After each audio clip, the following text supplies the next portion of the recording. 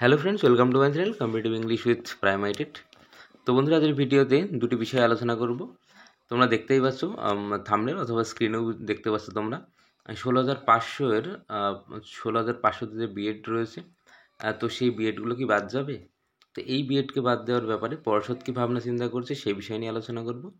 আচ্ছা, এর পাশাপাশি আরেকটা বিষয় যেটা রয়েছে সেটা হলো 2022-এর যারা টেট পাস রয়েছে তাদের ক্ষেত্রে কিন্তু একেবারে খুশির খবর আসতে চলেছে। তো অবশ্যই শেষ পর্যন্ত শুনবে। আশা করছি বিষয়গুলো অনেক বেশি বিষয়গুলো জেনে তোমরা উপকৃত হবে। তো দেখো, তো প্রথমে আসবো 16,500-র ব্যাপারে। তো দেখো, 16,500 থেকে বিএড বাদ যাবে কি না, তো এই বিষয়টা কিন্তু পুরোপুরিভাবে কিন্তু নির্ভর করছে পর্ষদ তথা সরকারের উপরে। তো দেখো, হ্যাঁ, এই প্যানেলে 16,500 প্যানেলে প্রায় 10,000 প্লাস বা 10,000-এর কাছাকাছি কিন্তু বিএড ক্যান্ডিডেট রয়েছে। তাহলে এবার এই যে বিএড ক্যান্ডিডেট রয়েছে, এই বিএড ক্যান্ডিডেট বাদ যাবে কি না, তো সেই বিষয়টা কিন্তু সাধারণত নির্ভর করছে, যেটা বললাম, পর্ষদ, আবার পর্ষদ সরকারের উপর নির্ভর করছে।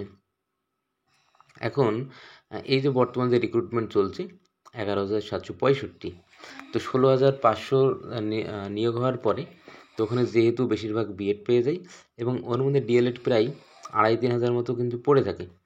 এবার সেই 2,500-3,000-কে যদি পর্ষদ যদি নিয়োগ করে দেয়, আলাদাভাবে যদি 2,500-3,000-কে নিয়োগ করে দেয়, অর্থাৎ ওই 2,500-3,000 ক্যান্ডিডেট যদি কোনোভাবে এই যে বর্তমান যে রিক্রুটমেন্ট এখানে যদি পেয়ে যায়, তাহলে সেক্ষেত্রে তাদের কিন্তু আর কোনো সমস্যা থাকছে না। তবে সমস্যাটা তখনই ক্রিয়েট হবে যদি ওই 2,500-3,000 ক্যান্ডিডেটের মধ্যে কোনো ক্যান্ডিডেট যদি চাকরি না পায়, তবে সে গিয়ে কিন্তু কেসটা করবে। যেমন 165 নম্বর কেস স্বর্ণজিৎ বসুর করা, তো সেই কেসটাকে কিন্তু তারা আবার মুভ করাবে বা তারা পুনরায় গিয়ে কিন্তু কেস করবে যে 16,500-তে যে বিএড রয়েছে সেই বিএডকে বের করার জন্য। আচ্ছা, এ প্রসঙ্গে একটা কথা আমি বলে রাখবো।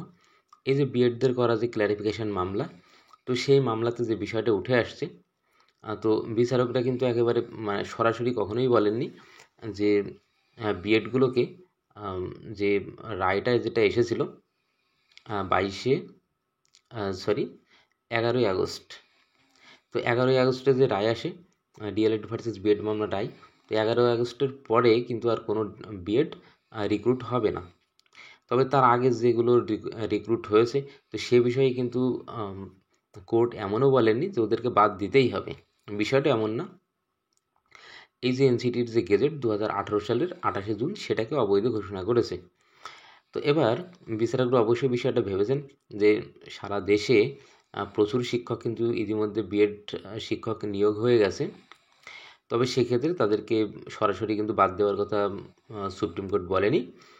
এবার যদি কোনো এবার এই বিষয়টাকে কিন্তু ফেস করতে হবে প্রত্যেকটা রাজ্যকে। তো প্রত্যেকটা রাজ্য তাদের যে প্রাথমিক শিক্ষকগুলোকে নিয়োগ করে, তো সেই রাজ্যগুলোকে ভাবনা চিন্তা করতে হবে যে তাদেরকে কী করবে। তখন আমি আমাদের 16,500-র ব্যাপারে আসি আমাদের রাজ্যে।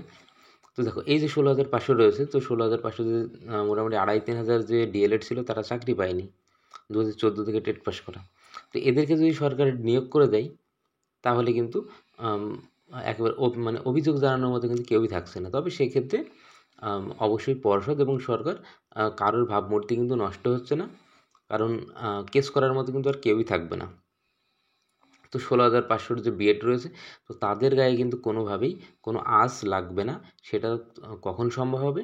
যদি 16,500-তে যেসব ডিএলএড বঞ্চিত ছিল, তো তারা যদি চাকরি পেয়ে যায়, তবে সেক্ষেত্রে বিএডদের কিন্তু কোনো সমস্যা নেই। আর এই পরিস্থিতিতে আশা করছি সরকার চাইবেও না বা পর্ষদ চাইবেও না যে 16,500 থেকে বিএডদেরকে বের করে দেওয়া। তো এই যে বিষয়টা রয়েছে, তো পর্ষদ যদি এই জিনিসটা করে, সব ডিএলএডকে যদি চাকরি দিয়ে দেয়, আর পর্ষদ অবশ্যই ইতিমধ্যে বুঝতেও পারছে যে ওখানে যদি চাকরি নাও দিতে হয়, এই যে 11,765 এখানেই কিন্তু সবাই চাকরি পেয়ে যাবে। তো যাই হোক, তো এই যে লজিক রয়েছে, এই লজিকের উপর ভিত্তি করে আশা করা যায় কোনোভাবে কিন্তু বিএড আর বাদ যাচ্ছে না 16,500 থেকে। তো সাধারণত এই যে বিষয়গুলো বললাম, তো সেক্ষেত্রে বিএডটা কিন্তু এক প্রকারে নিশ্চিন্তে থাকতে পারে। কারণ যদি পুনরায় মামলা করা হয়, তবে সেক্ষেত্রে মামলা করলে যারা মামলাকারী হবে অর্থাৎ বঞ্চিত ডিএলএডরা 16,500, তো তার আগে কী বলবে? অবশ্যই তখন পর্ষদকে ডাকা হবে। তো পর্ষদকে জানতে চাওয়া হবে যে পর্ষদ কী ভাবছে বিএডকে বের করার ব্যাপারে। তো যখন পরিষ্কারভাবে পর্ষদ তো অবশ্যই জানাবে যে আমরা ডিএলএডগুলোকে সব রিক্রুট করে দেবো, আমরা এই বিএডগুলোকে আর বের করবো না। তাহলে তো কোনো সমস্যাই নেই। তো আশা করছি অবশ্যই পর্ষদ এই কাজটাই করবে। তো সেক্ষেত্রে বিএডদের কিন্তু কোনো সমস্যা আছে বলে আমার মনে হচ্ছে না। যাই হোক, তো এটাই জানানোর ছিল। আচ্ছা, আর এর পাশাপাশি এবার 2022 টেট পাসদের খুশির খবর আমি কেন বলছি দেখো। আর তোমরা যারা 2022-এর টেট পাস রয়েছে, তোমাদের কিন্তু প্রায় 1 বছর হতে এলো, রেজাল্ট বের হয়েছে, এখনও পর্যন্ত কিন্তু ইন্টারভিউ নোটিফিকেশান আসেনি। আর যার প্রধান অন্তরায় ছিল হলো 20-22 মামলা, তো সেই 20-22 মামলার কিন্তু আজ একটা নিষ্পত্তি হতে চলেছে। তো এই 20-22 মামলার নিষ্পত্তি হওয়ার পরপরই খুব দ্রুত রেজাল্ট বের হবে, এদের ফাইনাল মেরিট লিস্ট বের হবে, এবং তারপরেই কিন্তু তোমাদের ইন্টারভিউ নোটিফিকেশান আসবে। তো তোমাদের জন্য কিন্তু এটা ভীষণ একটা গুরুত্বপূর্ণ বা একটা তাৎপর্যপূর্ণ একটা দিন আজকে। তো যাই হোক, অবশ্যই তোমাদের ভালো দিন আসবে। তোমরা অনেক দিন কিন্তু প্রায় যেটা দেখতে পাওয়া যাচ্ছে, তোমরা কিন্তু একেবারে কলকাতার বুকে মাটি কামড়ে পড়ে আসো। তো তোমাদের সেই দুঃখের দিন কিন্তু এবার শেষের পথে, এবার স্বপ্ন পূরণের পথে তোমরা মানে এক ধাপ করে তোমরা কিন্তু এগিয়ে চলেছো। তো যাই হোক, আর কিছুদিন একটু তোমাদের অপেক্ষা করতে হবে, তারপরেই তোমরাও আস্তে আস্তে কিন্তু স্কুলের পথে ধাবিত হবে। তো বন্ধুরা, আজকের ক্লাসটা এখানেই শেষ করছি, আবার দেখা হবে পরবর্তী ক্লাসে। ততক্ষণ সবাই ভালো থাকবে, ধন্যবাদ। আর যদি আমাদের এই চ্যানেলের ভিডিওগুলো তোমাদের কাছে অনেক বেশি উপযোগী মনে হয়, তো অবশ্যই চ্যানেলের সঙ্গে থাকবে। যারা এখনও সাবস্ক্রাইব করেনি অবশ্যই সাবস্ক্রাইব করবে। ধন্যবাদ।